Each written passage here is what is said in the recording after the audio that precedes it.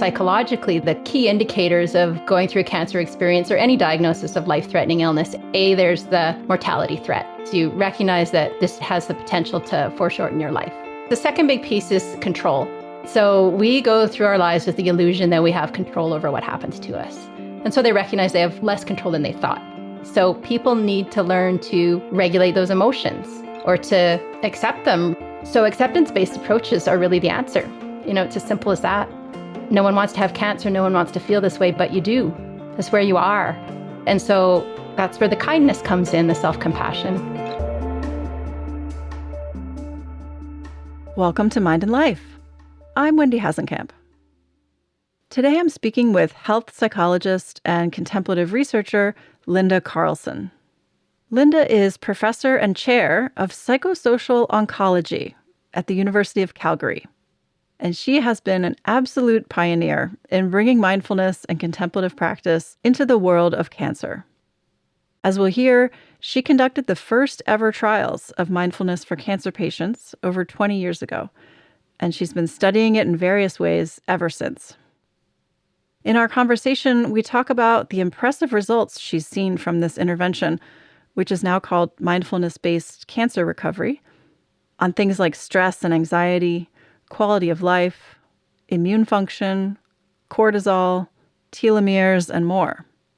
We get into all of this in the show, and we also talk about some of the more subtle, maybe deeper aspects of the cancer experience, like acceptance in the face of suffering, reevaluating your identity, touching into boundlessness, living well versus living long, and a lot more. And in addition to her significant research and clinical work, Linda has also been instrumental in integrating mindfulness into cancer treatment systemically at an international level. And she's also been a key player in forming the new Academic Society for Contemplative Research. Cancer is an experience that touches so many of us, either personally or through loved ones, and it's full of challenges. Linda's work offers a path for living well, both with cancer and beyond it. As I think will become clear, Linda is a force, and I so appreciate all the effort and heart that she puts into her work to improve the lives of so many. There's lots of resources in the show notes, both about her research and also about the mindfulness program that she's developed for cancer patients and their support network. That's now available online and through an app. So please check that out and maybe share this episode with people you know who might benefit. Okay, I'm really happy to share with you today Linda Carlson. Well, it's my great pleasure to welcome Linda Carlson to the show today. Thanks for being here, Linda. I'm really excited about it. I always love to start with a little background information about the guest and kind of understanding how you got where you are. So could you share a little bit of your path into psychology and also meditation and how those things came together? Sure. I mean, the question is, how far back should I go on that? But however you want. Well, I grew up in Calgary in Canada, so I'm a Canadian and have spent my whole career here. And I guess in undergrad, I was drawn to psychology. So ended up doing, a major in psychology generally and realized that, I wanted to go into clinical at some point. And the other passion I had at that time was just to get out of Dodge. I wanted to travel. I was really excited about seeing the world, learning about new cultures, that kind of thing. And so after I finished undergrad, I took a year off and I traveled around, the typical backpacking around Europe sort of thing. And as I was doing that, I had lots of experiences that were kind of, I guess, mind expanding, meeting people from different cultures and different traditions. And I worked in Israel for a few months, on a farm. And I started reading more spiritual Buddhist type things. And I remember one of the first books I read was the Tibetan Book of Living and Dying. Oh, wow. And yeah, that was popular at the time. So we're going back like 30 years, a little bit more actually.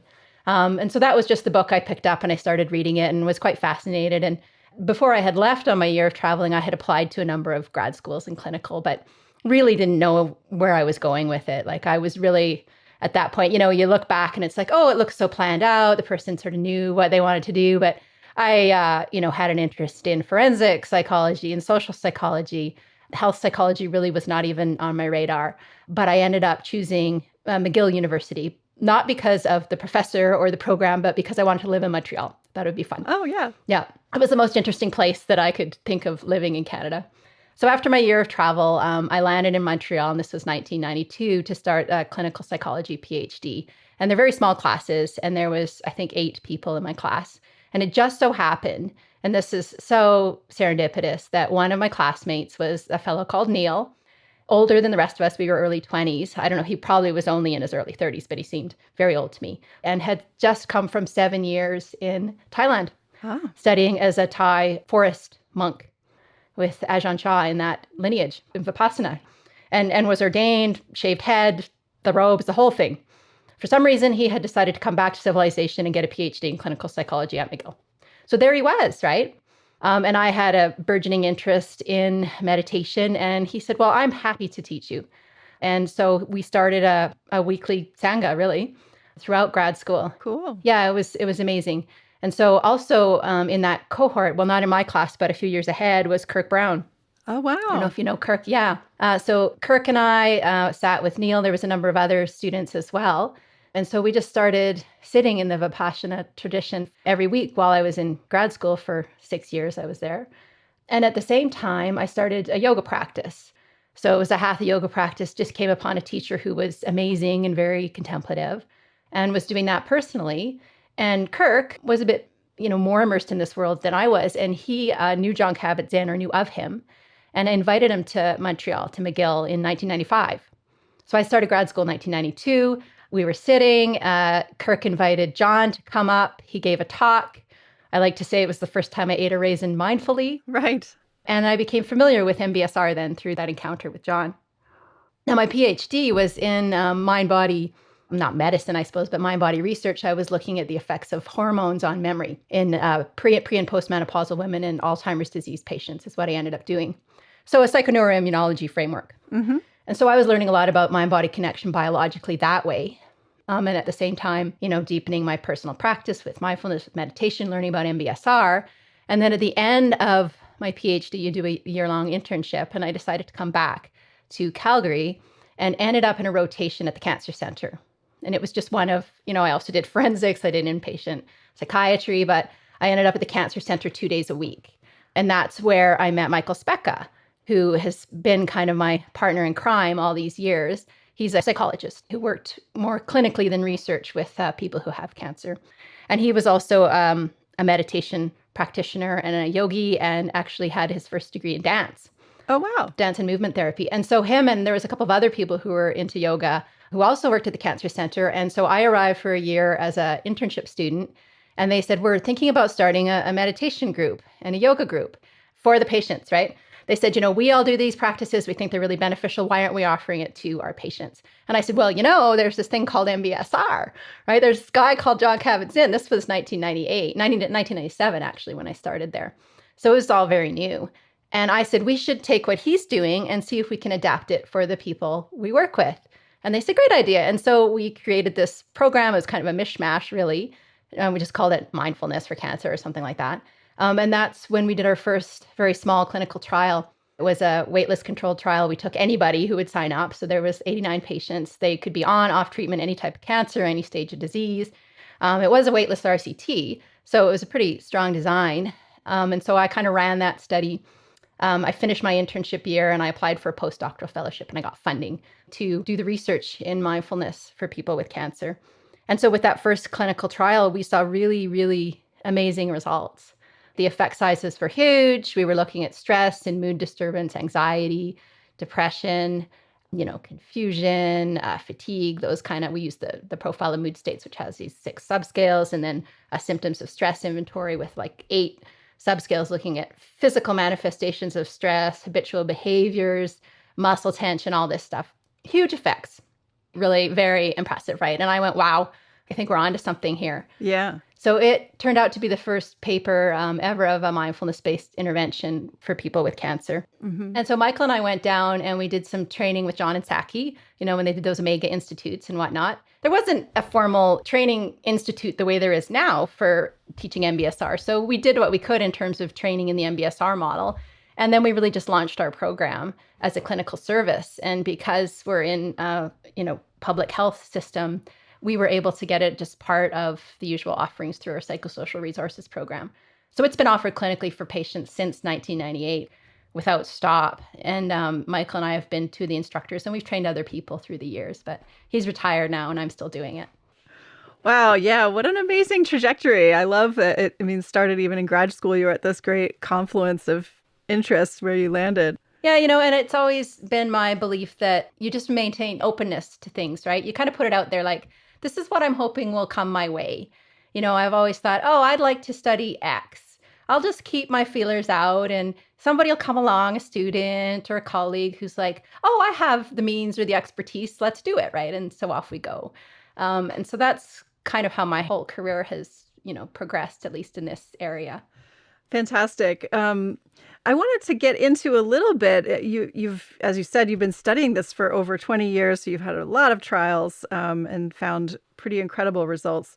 And I know one of the primary outcomes that you often look at is stress and symptoms of stress in cancer patients. And so can you talk a little bit about what you understand now about the mechanisms of how these practices can help reduce stress for cancer patients, chronic illness, and, ostensibly anybody? Sure. And I think to understand that, you need to take a step back and put yourself in the shoes of someone going through that experience. Yeah. And so what we know psychologically, the kind of key indicators of going through a cancer experience or any diagnosis of life-threatening illness, there's the mortality threat, like the existential issues. You recognize that, this may not kill you now, but it has the potential to foreshorten your life, right? So that makes people look more closely at all those existential issues, meaning and purpose in life. What will it mean for my family, for my relationships, looking back if they've lived the life they wanted? Are there regrets? So the whole existential piece is front and center. So that's one big piece. The second big piece is control, right? So we go through our lives with the illusion that we have control over what happens to us. I mean, it's illusory, but most people aren't challenged until something like that happens. And so then people realize they really don't have as much control over their destiny, as it were, as they might have thought, right? And that's very threatening. We like to feel like we can control our outcomes and control what happens to us. And so they recognize they have less control than they thought around how their cancer is going to progress, around what the rest of their life is going to look like. And part and parcel with that is uncertainty and lack of predictability and routine, right? Because all of a sudden, the doctors can't tell you. Cancer is one of those illnesses where there's probabilities, but there's no certainties. They don't know what kind of treatment they might have. They don't know how they might respond. They don't know if it might come back or when or how. And so living with uncertainty, again, and controllability makes people very uncomfortable. And so those are the psychological features. And so then there's also the whole physical manifestations of stress that we're well aware of in the world of health psychology and psychoneuroimmunology. And so, your HPA axis, your fight or flight response gets activated. You've got things like increased heart rate, blood pressure, cortisol levels. And we now understand that it's not just our nervous system, it's our immune system, it's our endocrine systems, it's our gut axis too. They're all intertwined. You can never separate those things, and to simplify it, I often say every state of mind has a state of body, right? We don't have a single thought that doesn't manifest itself physiologically in some way or another. Some people find that terrifying. And there's a whole mythology. There's a whole school of thought that, stress caused my cancer, right? And so I'm separating that from lifestyle because we know that lifestyle factors like exercise, nutrition, sleep, smoking, those are directly causally related to cancer. But then there's this whole idea that, the way that I think is affecting my physiology, which is making me get cancer. And that's too simplistic in my view. I mean, even the cancer biologists don't understand what causes cancer, and how all these factors come together. And so the way I like to think about it is it could be a risk factor. In the mindfulness-based stress reduction paradigm, we talk about this model of stress reacting versus responding, in the downward spiral, where if we don't handle these repeated threats physiologically, right, where we mount a fight or flight response, but we aren't able to deactivate it. And so one builds on the next. That's where you get your chronic high blood pressure, your arrhythmias, your susceptibility to, often coping that happens is maladaptive, drugs, alcohol, whatever it is, right? Or we try and suppress emotions, but we have this chronically hyper-aroused nervous system. So that does cause physiological wear and tear, and it might increase susceptibilities where people are vulnerable. And the vulnerabilities can be environmental, biological, hereditary, right? So I think it's one piece in the puzzle that may increase risk, but the research on stress and risk for cancer is unclear. Mm-hmm. Some studies show it does increase risk and others not, but it's so complex. One thing we do understand, though, is that untreated depression, for example, the strongest results are with depression. If it remains untreated after a diagnosis, it does worsen outcome. In cancer outcomes. Yeah, it's linked to higher mortality. So people who have untreated depression over a long period of time have a higher risk of mortality once diagnosed with cancer. Okay. Yeah, so it is important to treat these things, but it's complex. And so the way I like to present it to people with cancer is that we don't know why you got cancer. We'll never potentially know why, but we know where we are now. And so coming to that place of acceptance and then looking, what can I do? What do I have control over? Where are areas that I can change my life moving forward, not only to improve maybe my outcomes and my survival, but to improve my quality of life. Many people with cancer say it's much more important to me that I live well than I live long. Yes, absolutely. Yeah. So in dealing with all of that uncertainty and, as you said, all the existential stress, how have you seen that mindfulness, or how do you conceptualize mindfulness as being able to help people come to terms with those situations? Sure. I mean, there's a few ways, right? So an umbrella way, I think of it as a form of coping. So when we think about coping, we often think of problem-focused coping versus emotion-focused coping, right? And many people are very adept at problem-focused coping. That's solving the problem, getting the information, making the decisions, carrying out the behavior. But emotion-focused coping is a little bit more amorphous. It's a little more difficult because you've got all these emotions swirling around. There's nothing you can do to solve the problem. You're living with cancer. There's going to be this uncertainty. So people need to learn to regulate those emotions, or to accept them, really, is the way that you regulate them. So we talk about emotion regulation strategies. So this is one factor that's been tested as a mediator between mindfulness-based interventions and improvements in symptomatology is emotion regulation. The other one we often look at is experiential avoidance. So people use strategies like rumination or worry to try and manage emotions or regulate emotions, which is counterproductive. And sometimes they also use avoidance. All of this being unconscious, right? These mechanisms usually. Yeah. I mean, often, that's how we're socialized. We learn actually to spend a lot of our mental energy in the past ruminating, why me? If only this, if only that. You have regrets, you get depressed. Or worrying about the future, which is a big problem for many people with cancer, because what if it comes back, and constantly being hypervigilant and monitoring for symptoms. So acceptance-based approaches are really the answer. It's as simple as that, right? Yeah. No one wants to have cancer. No one wants to feel this way, but you do. That's where you are, right? And so acceptance, and that's where the kindness comes in, the self-compassion, right? Is, yes, I'm suffering, and that's okay. Yeah. So I know as your career has progressed, you've measured so many different kinds of outcomes, starting with the psychological, moving into quality of life and spiritual, and then biological markers, and all of these together. So I had meant to ask you this question. I think I'm going to reframe it now. I had wanted to ask if you think that the action of mindfulness on stress is kind of the primary action. But now that I'm thinking about it, they're all sides of the same coin in a way, Yeah, they really are. And I didn't really talk too much about the cognitive piece, but I would say our intervention really is more like MBCT, like mindfulness-based cognitive therapy, than classic MBSR, because we do spend a bit of time also looking at the stories we tell and the interpretations and the thoughts. The mindfulness take on CBT is not these thoughts are wrong, they need to be changed. It's more like, how am I interpreting the world? What story am I telling myself? And what's the consequence of that? And then are there other ways to look at it? Can I take a step back and look at things differently? Right? So the usual things like jumping to conclusions, magnification, catastrophizing, taking things personally. We go through all that because it comes up in so many circumstances directly related to cancer, but also more broadly for people. Yeah. One of the things I was thinking about is the way that, in the common discourse, we always hear about fighting cancer, and cancer is kind of conceptualized as the enemy, right? Yeah. And then thinking about, mind-body interactions and connections, and how, the cancer is a part of your body. So how do you frame it in this program in terms of relating to the cancer?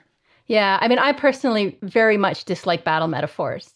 And so people are different in how they like to think about working with their illness, right? So I just take their lead. Many people in our program also don't like the battle metaphors. Some people use that terminology. I don't find it helpful at all. And a lot of people find it offensive, right? They lost their battle with cancer as if they didn't try hard enough. Mm. So we definitely use more, it's a cancer journey, working with, healing the body. We talk a lot about healing rather than curing. And one can be healed even if you're not cured. And so if your cancer progresses, it's not a failure. Right. Like you didn't try hard enough or something. I find that very offensive, actually. Yeah. Yeah. Well, thanks. That's helpful. I appreciate those alternative frames. Death is not a failure. We all die. We all die. It's like Western society thinks that, getting sick and dying is some kind of horrible failure. It's like there's only one way in and only one way out. It's just a matter of how you're going to die, right? And can you die in a way that's peaceful and accepting, and compassionate?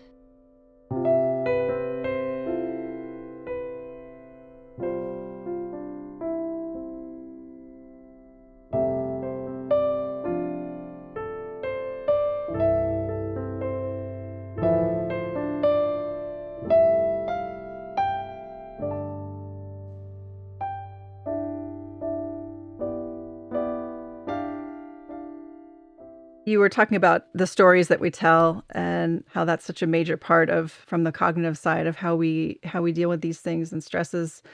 And I'm thinking about self. And of course, in Buddhist theory, self is such a central construct, and kind of moving towards seeing that more as a construction and less in a reified way.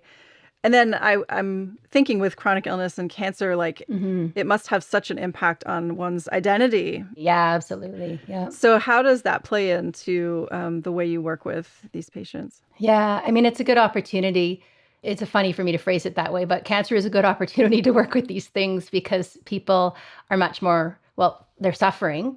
And so they are open to things they may not have been in the past. I like to give the example of the rancher from southern Alberta with his cowboy hat, tough, strong, silent type, but he gets prostate cancer and is facing end of life or is really unhappy and, maybe is more open to these things. So I do find the people dealing with this serious illness are very open to looking at different approaches. Many of them would have said, oh, that's all new age bullshit, excuse my language, until this happened and nothing else is helping them.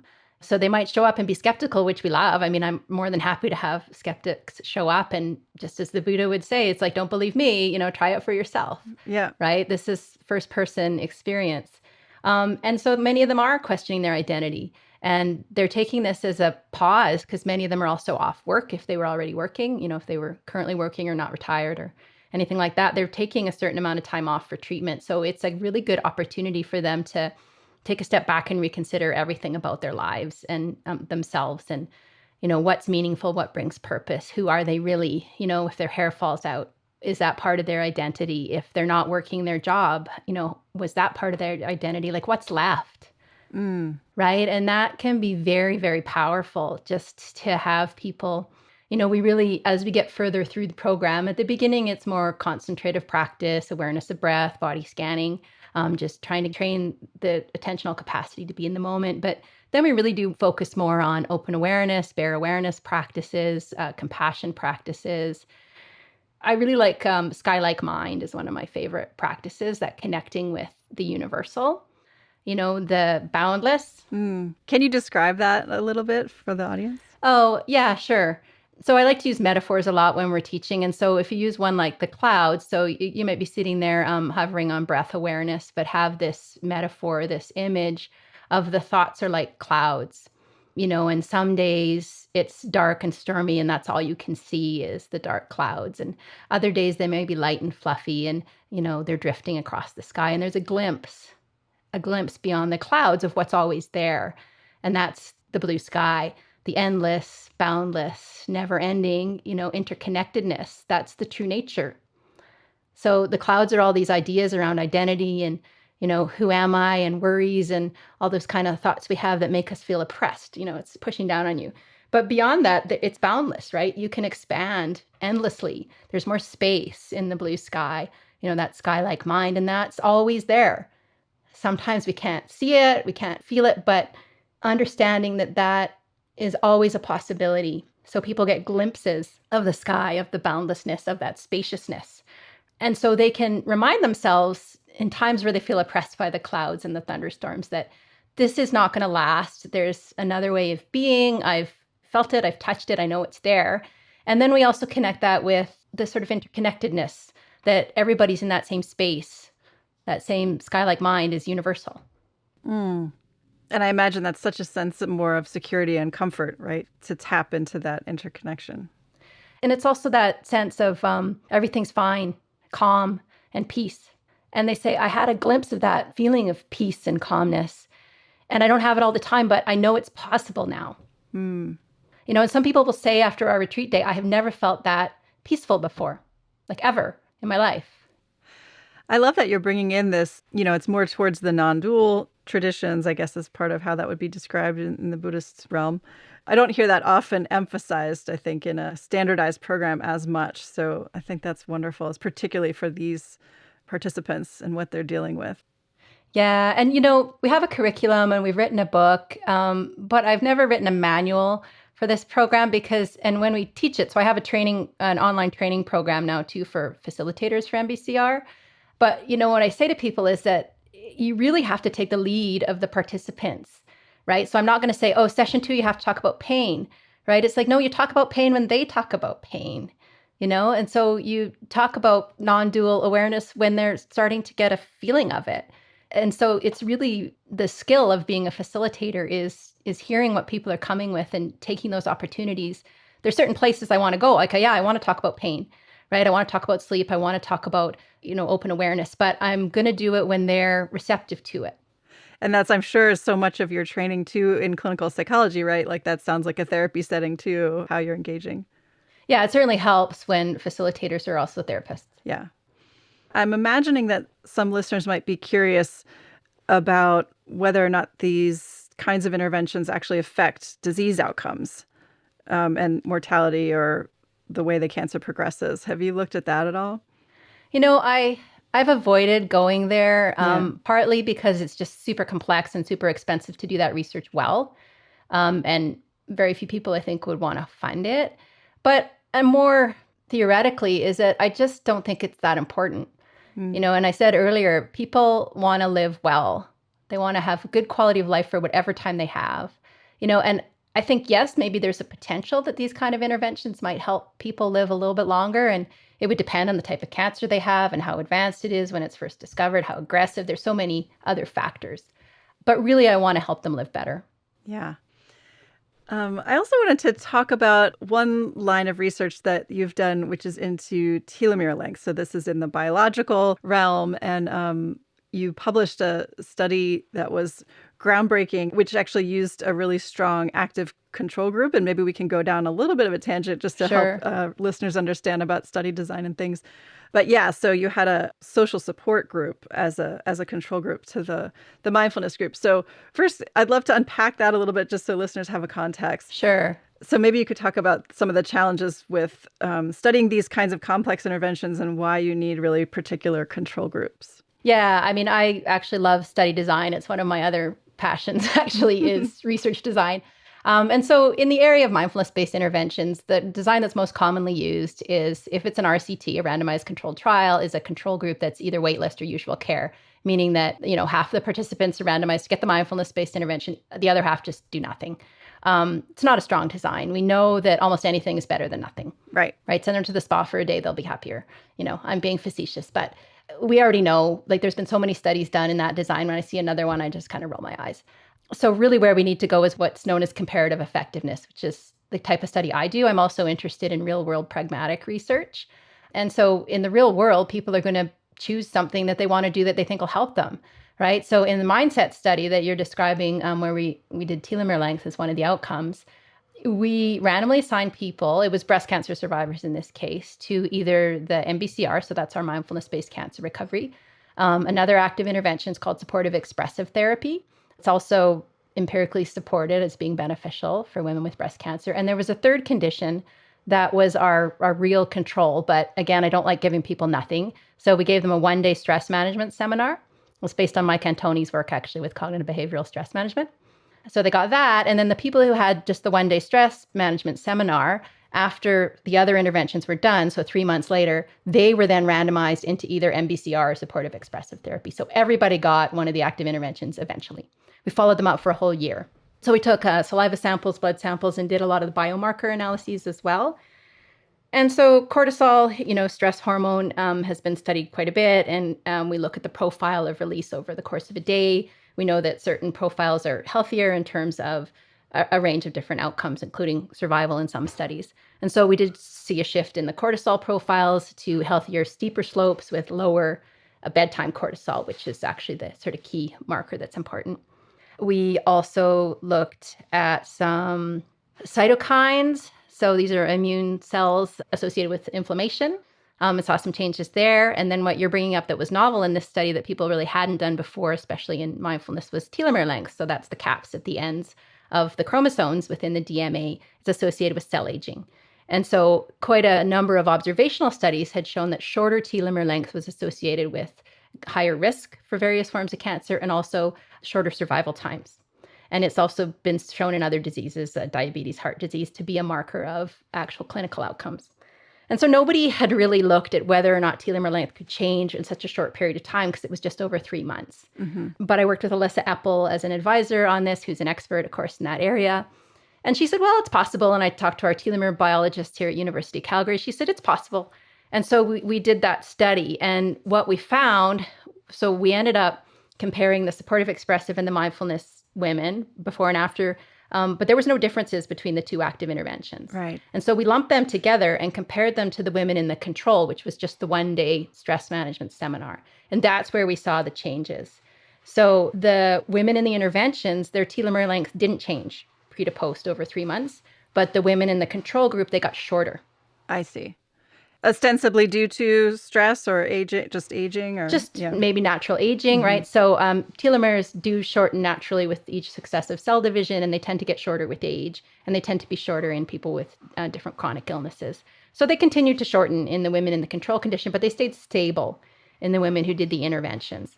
Now, we don't know, if that is something that would have persisted long term because we didn't have that data in the follow-up. We don't know if it means anything clinically because we didn't follow them up with the clinical outcomes.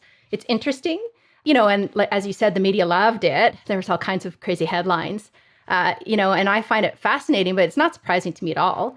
And not even as important as the self-reported psychosocial stuff in my mind. Right. So, I wanted to just ask you a little bit about the media coverage around that, because I think there's some interesting places to go there. And then also, like you said, it's not perhaps the most important outcome, or it's not surprising. What I thought was wonderful about that study was your use of the supportive expressive group therapy as a comparative group there, because the fact that, there were no differences between that group and the mindfulness, I think at the time in the literature, people were just starting to use these kind of more active control groups and comparing it to other potentially effective strategies. Now, I'm going to interject, though, because there were differences on the psychological outcomes. Oh, okay. That's good to know. Yeah, the mindfulness group was superior, actually, on all the psych outcomes, but on all the biomarker outcomes, the two groups were similar. Interesting. Okay. Yeah. Well, and as you say, the media only covered the telomere stuff, which is part of what I want to chat with you about. So at least in terms of the biological markers, that would suggest that these two interventions are equivocal, or pretty much the same in terms of how they're affecting these markers. And at the time, I remember thinking like, oh, this is a really important, not dismantling trial, because that wasn't really the design of it, but it speaks to the role of the social support that exists within the mindfulness-based intervention. Is that one of the ways that you interpreted that? Yeah. Well, I mean, the interesting thing was, so we added in outcome measures of social support specifically because what I was trying to do actually was precision psychosocial oncology to come up with interventions. We also looked at moderators or predictors of who would do better in which intervention. Because the idea was, oh, maybe we could see that people with certain personality characteristics or certain baseline levels of symptomatology would be better off in mindfulness or support groups. None of that panned out, actually. And what happened even with the outcomes we thought would respond more to the social support group, like measures of social support, were better in the mindfulness group. It was crazy. Yeah. Interesting. So, yeah, you were saying that, you weren't surprised, at the efficacy that you saw in that study. But of course, the media was all about this, and it was a huge media frenzy around these findings. And it was all about the cellular, the biological, the telomeres. Oh, yeah. And so I'm just curious from your perspective, how that coverage went, like how accurate it was. Were there problems with it? And then did that impact, that research trajectory, or just kind of what impacts that had in terms of the media and your work and people's perceptions? Well, there would be a press release that ran out. Some people would just copy the press release, but they would make up the headlines, that were always a bit crazy. So a lot of the headlines only focused on meditation. They never mentioned support groups. Exactly. Right? Mindfulness changes your DNA. There was one, it said mind control. Yeah. Mind control changes your, I was like, we're not doing mind control here. I don't know what you're talking about. And so some of the headlines were, overblown, exaggerated, and maybe do an interview with media outlets and they just pick and choose. Yeah. Right. And many of them don't let you proofread it. Some of them do, the better ones, let you fix kind of any errors, but they just pick and choose what, sensational kind of headlines they want. I wouldn't say it impacted my research at all in any way. I do just find it fascinating. We see the same thing even still, but certainly in the earlier days of the mindfulness research field, this obsession with any brain results, right? And how... Well, because then it's real, right? Exactly. Quote unquote real. Yeah, that's where I wanted to go, is what's your perception of why that is so fascinating? And well, it's cool, right? It's really cool to demonstrate the mind-body connection, but it's not more real. There's as much error in that measurement as there is in psychosocial measurement, right? So, people think because there's a number, on a page for telomere length or cytokine expression or whatever it is, that all of a sudden it's more real. There's error in those measures too. But I think more substantively, what's more important to you? Something you can't even feel, it might not affect your health in any way, or how you actually do feel. Yeah. Right. And people are saying, I feel better. I can do this. I can do that. Right. I can go on with my life. I can cope. I can go back to work. I can sleep at night. What's more real than that? Yeah. Totally agree. So you wanted to say something about your current work. Yeah, it's called the match study. So another thing we found out in mindset, so we looked at, as I said, all these moderators that might predict differential outcome in two groups, see if we could predict who'd do better. And we also looked at preference, because this was a randomized trial and people didn't have a choice. They knew what the interventions were, but we told them which one they got. And what we saw was that only about 30% of the people got the intervention they originally were hoping to get, because we asked them that before they were randomized. And then when we compared people who got their preferred intervention to their non-preferred, no matter what it was, so some people preferred the support group, some people wanted mindfulness, some people actually wanted the one-day stress management seminar. If they got what they wanted, they improved more on a couple of the outcomes, like quality of life, no matter what it was. So we saw that preference had an effect, whereas other characteristics didn't. And so that got me thinking, RCTs, yeah, they're the gold standard. They're the only way to determine causality and improve your, internal validity.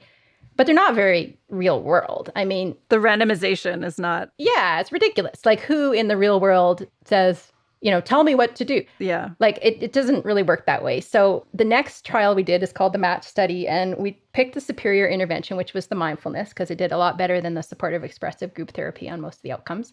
And we compared it to a Tai Chi Qigong group, which was also, evidence building around its efficacy. And I wanted to establish a group like that at our center. Mm-hmm. And so we incorporated preference into the design so that people, when they signed up, and it was for all kinds of cancer survivors post-treatment, they had to still have some level of distress. And we asked them, would you like to do a mindfulness group or a Tai Chi group?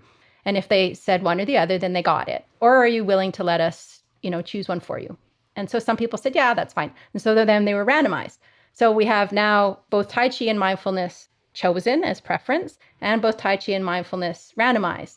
So we've got those 4 groups. And then within each of those groups, we also randomize them to do it immediately or to be a wait list. Oh, wow. For 3 months. That's a complex design. It's a very complex design. There's 8 groups. And we added in more biomarkers. So we did the ones we'd done before, the cortisol, salivary cortisol. We did inflammatory cytokines. We haven't done the telomere length yet, but we're going to do it. And we did gene expression with Steve Cole down at UCLA. So this is the latest thing, right? Is do mind-body interventions actually change the way your genes are expressing proteins and all this kind of thing related to all your bodily functions?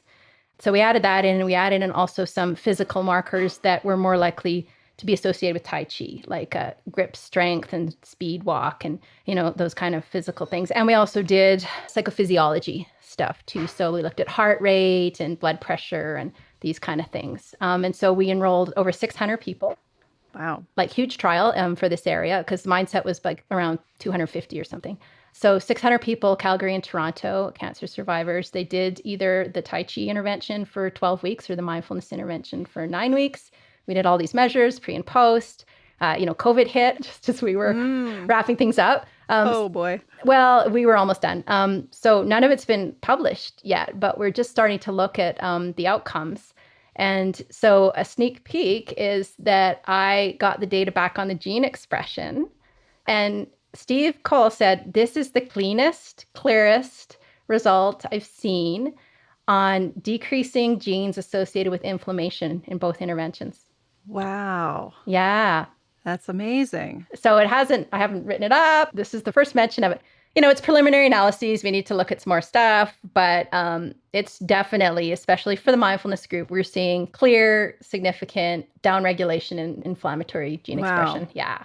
I'm really glad you mentioned that, because another thing that I wanted to ask you about, I know you've done some inflammatory markers in some of your other studies, but I know you also did a study on irritable bowel syndrome and IBS. Oh, yeah. Which is a very highly inflammatory condition. So can you share a little bit about that? And then, I just love this links with inflammation. Yeah. Well, so we didn't do any biomarkers in that study. It was just symptoms, but it was a lot of the studies we look at more of the psychological stuff, the anxiety and the depression and stress. Here we actually looked at symptoms of IBS specifically, so constipation, diarrhea, gas, bloating, all that. Those symptoms improved a lot in the intervention group. And those are directly related to inflammation, right, in the gut. Yeah, so we didn't look at any of those biomarkers, but people improved a lot in terms of their symptomatology in that study too. I love this kind of convergence, and I feel like in a lot of fields are really starting to look more and more at inflammation underlying so many chronic problems that we have. So. Yeah, and another thing we're doing, this as a bit of an aside, is looking at microbiome stuff as well. I was going to ask. Yeah, so we haven't done it in the context of mindfulness, although that's a study on deck, is just looking at changes in microbiota composition in the gut pre-post mindfulness. But we have done some observational stuff on cancer survivors showing, there's less diversity in the microbiome composition in cancer survivors, and they have a lot of GI symptoms and psychosocial symptoms. So we're bringing in the psychosocial symptoms to what's happening in the gut as well. So we're just about to start a probiotics trial for cancer survivors with GI symptoms.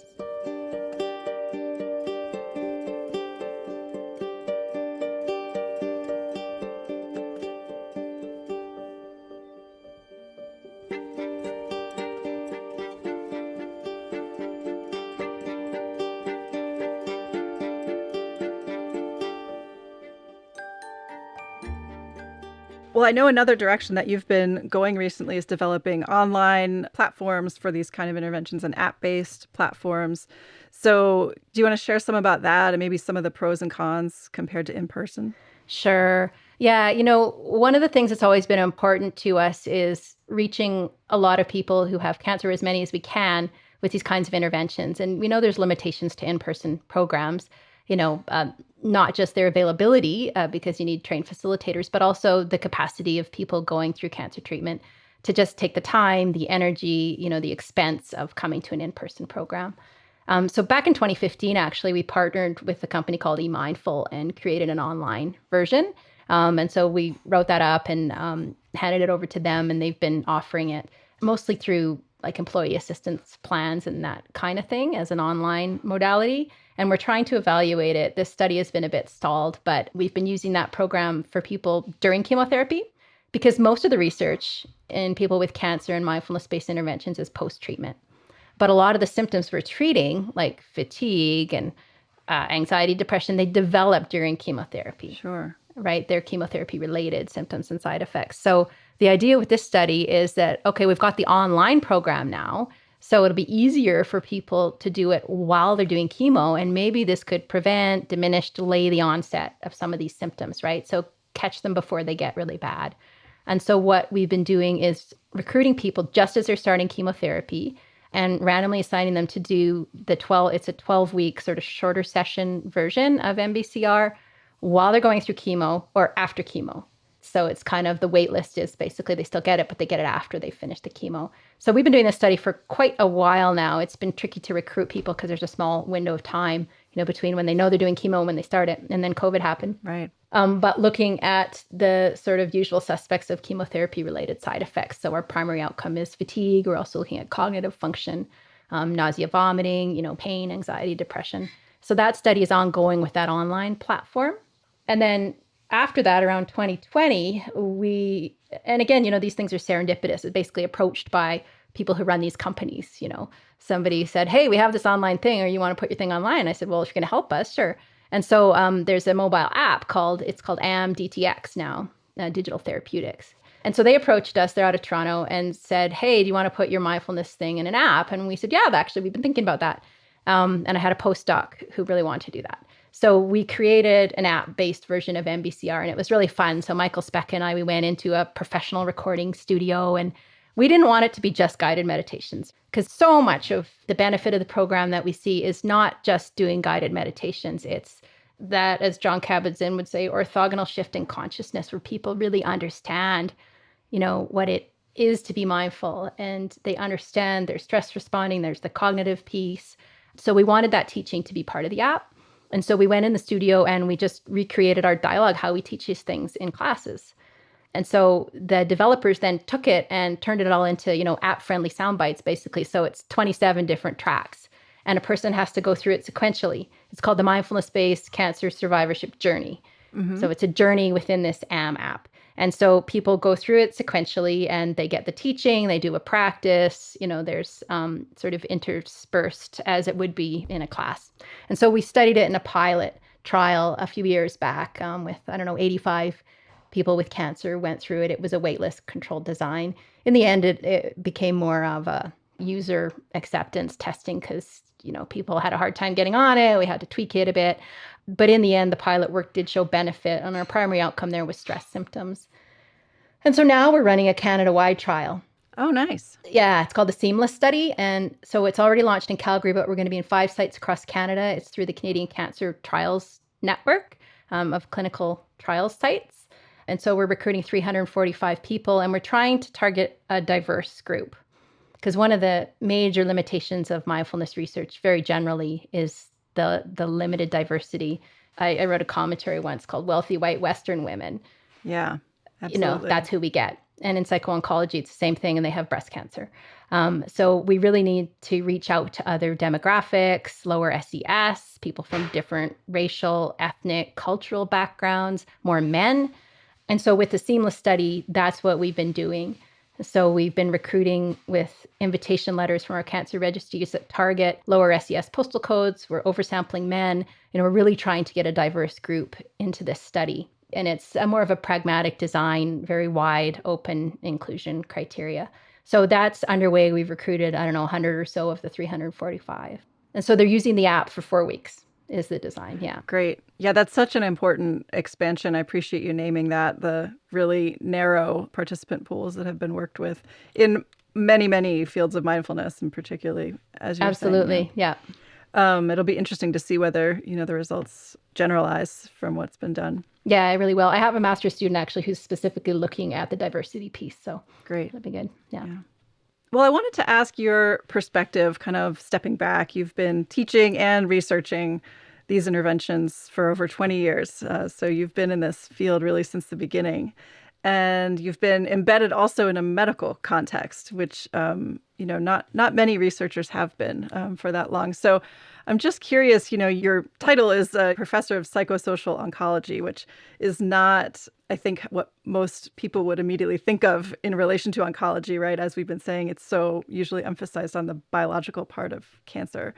So I'm just curious your perspective on how these practices have been accepted and if it was a difficult sell in the beginning. It sounds like you were placed in a context where it was already there was interest there. But in the medical world, more broadly, how have you seen the landscape change maybe over time? Yeah, sure, sure. I was really fortunate, as you said, to be in a situation, in a environment that was there was a lot of freedom. I attribute a lot to our division head. So at our university, there's an academic division of psychosocial oncology, and there's a clinical service of psychosocial resources at the cancer center. But they were the same, one and the same, when I started. So Barry Baltz is the name of the fellow who was the head, and he's also one of the leading figures in psychosocial oncology worldwide. Has the Order of Canada, was the president of many associations. So he really paved the way and had a lot of influence in our setting. And so he thought this was a great line of research. Our cancer center director also actually did yoga. And so there was never any pushback. It was like, this is a great idea, let's do it. And because we're in the Canadian publicly funded system, we have staff who are kind of on the payroll in the department, so it was very easy to train people and assign them to do these evidence-based interventions. And then I guess I'll shift tracks a little bit to talk more broadly around implementation of mindfulness-based interventions in cancer broadly. So that's been a tougher sell over the years, I'd have to say. For some settings, it's been no problem. In fact, in Canada, almost every cancer center has something, partly based on our early work and people using that evidence to convince people, but also because of the model in publicly funded healthcare. I think providers have more autonomy in terms of the kind of services that they are providing, and group-based interventions they're less expensive, right? They're more economically, save more money for administrators. So if we can do things in a group-based intervention, then that's all great. And they provide social support. Yeah. Right, which is even better. Yeah. Yeah. And so the other work we've been doing, maybe I'll take a step back and talk about the Society for Integrative Oncology. So this is a professional society, international, 600 or so members. I'm currently the president, and I've been involved for the last 10 years or so with SIO. And so it's the sort of premier organization for evidence-based integrative therapies. So not just mindfulness-based interventions, but also yoga, acupuncture, a whole range of them, but really focusing on trying to integrate evidence-based interventions into oncology care. And so a number of years ago, we started a guidelines project. And we did it within SIO at first, and we published evidence-based guidelines for breast cancer patients back in 2014, I think was the first one. But then we partnered with ASCO. And if you're outside cancer, that might not mean anything to you. But if you're in the cancer world, you will know that ASCO is the American Society of Clinical Oncology. 60,000 members around the world. It's the largest, and it's oncologists. It's the largest, most influential oncology organization in the world. Okay. And so SIO, we're we compared to that, and focusing on integrative therapies. We partnered with ASCO to produce a series of 5 guidelines, clinical practice guidelines. And these are important medically for everything, heart disease, diabetes, whatever. A clinical practice guideline is what drives practice, and it's what drives reimbursement. And so we were able to last year publish our first joint guideline on integrative therapies for pain management. Mindfulness didn't have a strong evidence in the area of pain. It was more acupuncture related things. And so we published the joint guidelines on integrative therapies for anxiety and depression. I'm the first author on that, and it was a panel of 16 experts, half from SIO, half from ASCO. We followed the ASCO practices using only high-level RCTs. We rated the evidence. We have a number of evidence-based recommendations, the strongest of which are that mindfulness-based interventions should be offered to all people with cancer during and after treatment. Wonderful. It's huge. And so this has implications, you said, on reimbursement and insurance and all of that. Huge implications. It could be, often guidelines are wrapped into accreditation for comprehensive cancer centers. So the work now is on implementation and uptake of the guidelines, right? So yes, they guide reimbursement for insurance companies. They guide what kind of programs and services are offered to people within comprehensive cancer centers, which are the big academic centers, and also the community-based centers. The practitioners now within the integrative world, can hand these guidelines to their administrators and say, ASCO says we should be doing this. Yeah.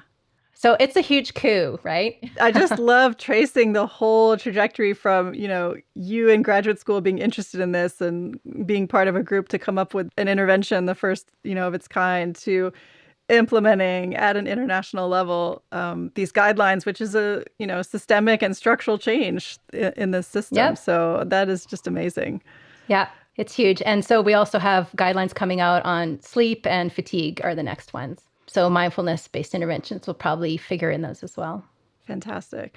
And I guess that also involves making sure that it's feasible in these different institutions and they have what they need, which I guess would involve teachers of these types of programs and things like that. Well, resources. Sometimes there's community-based organizations that might offer them. In Canada, the push is they should be all free. In the States, there's different reimbursement models, sliding scales sometimes. But really, my philosophy around this is that this should be no less important than chemotherapy, radiation, and surgery. I love it. Yeah. Well, Linda, I've so enjoyed this conversation. Just one other thing I wanted to ask about before we wrap up, and that's your involvement in forming the new academic society, the International Society for Contemplative Research. Yeah. So just to give listeners a little bit of a background, one of the original goals of Mind and Life was to try to help seed this new field and kind of create a field of academic research and study around contemplative practices and these intersections around mind and the application of these practices and different sectors of society. So for many years, we were kind of the hub of that academic community because it was such a new area. And as fields grow and gain momentum and more people become involved, there's kind of a natural process where they will kind of form their own academic society made up of the folks who are doing the work. And that group will help maintain that momentum and host the annual academic conference and things like that. So several years ago, it seemed like the field had really grown enough that it could sustain, its own society. So Mind and Life really wanted to help facilitate this transition, and you've been a huge part of making that happen. So could you share a little bit about your experience there and how that's gone? Well, I've been involved in Mind and Life for a long time, and that was also one of the early involvements that shaped the trajectory of my whole research program was early 2000s, attending one of the dialogues. I think it was in Boston with the Dalai Lama, and then getting in on the ground floor with the Summer Research Institute. Yeah. Like I was at the first one, and then I was on the planning committee for subsequent ones and faculty and stuff. And then sort of took a bit of a break while I had a couple of kids and wasn't able to, go to SRIs and things like that. But then got involved with Mind and Life again as co-chair of the 2020 conference, which ended up being virtual. Yes. But we still had 600 odd people. Yeah. Then Mind and Life decided that they wanted to, support us to go independent, to develop this research society. I was involved with a small group of people, Amishi Jaws, Endel Siegel. We got a think tank grant. And so we ran a couple of think tanks. They ended up being virtual, but we had 40 odd senior scholars in the area across disciplines. So that's one of the key things. And we developed a mission and a vision for what's become the ISCR, the International Society for Contemplative Research. And so we created an executive committee across the different disciplines, tried to have diversity in other ways. And we had hosted our first meeting back in February in San Diego. And it was great. We had over 300 people. It was beautiful. So we're actually planning our next meeting. I haven't announced it yet, but very soon will be. It's going to be in Italy, June 2024 in Padova, which is just like 20 minutes outside Venice. Okay, well, flag for contemplative researchers. Block your calendars for next June in Italy. That sounds amazing. Yeah. Well, it's really been so exciting to see how the field has grown and evolved over the years that it's now, big enough and autonomous enough to be able to move all of this forward. So thank you so much for all that you're doing to help make that happen. Yeah, and it's been great to have the support of Mind and Life as we sort of branch out on our own, really focusing on the scholarship and the research piece of it. Well, Linda, thank you so much for all of this amazing work and all of the people that you are helping. And thanks for taking the time to be with us today. It's been a real joy to chat with you. Yeah, it's been great. It's always fun talking about all these things. This episode was edited and produced by me and Phil Walker. And music on the show is from Blue Dot Sessions and Universal. Show notes and resources for this and other episodes can be found at podcast.mindandlife.org. If you enjoyed this episode, please rate and review us on Apple Podcasts and share it with a friend. And if something in this conversation sparked insight for you, let us know. You can send an email or voice memo to podcast@mindandlife.org. Mind and Life is a production of the Mind and Life Institute. Visit us at mindandlife.org, where you can learn more about how we bridge science and contemplative wisdom to foster insight and inspire action towards flourishing. If you value these conversations, please consider supporting the show. You can make a donation at mindandlife.org under support. Any amount is so appreciated, and it really helps us create this show. Thank you for listening.